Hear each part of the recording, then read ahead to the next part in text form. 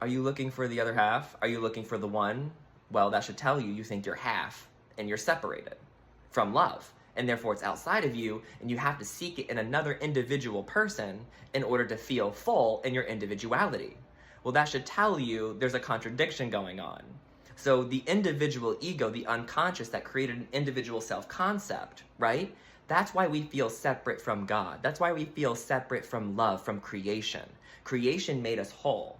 Love, that state of being you think is in a person, that love, that sort of success or salvation or fulfillment you think is going to be in some life accomplishment, you're projecting out that state of being that was already given to us into the physical form.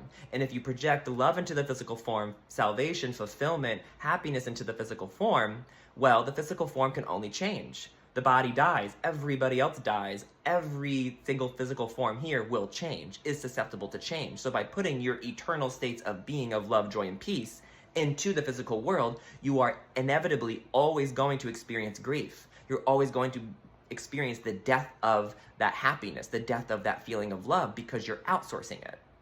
So saying you're looking for the one, you're really looking for God, and it's inside of you. Someone can't make you whole, and someone can't break you. You've decided to break yourself off from the concept that you're whole and a decision maker of all of your perceptions and all of your reality and all of your own ideas about yourself. You create all of that. But when you separate into individual consciousness, now you're going to start thinking it's outside of you. So you're playing victim to your own life, and that's why you're experiencing life as a victim.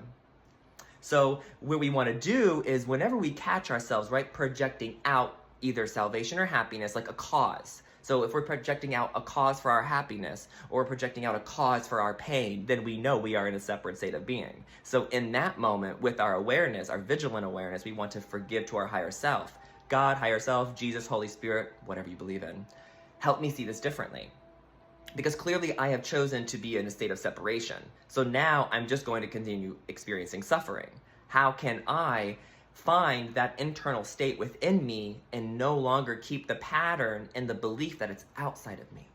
So then I'm no longer looking for the other half. I'm no longer looking for the one.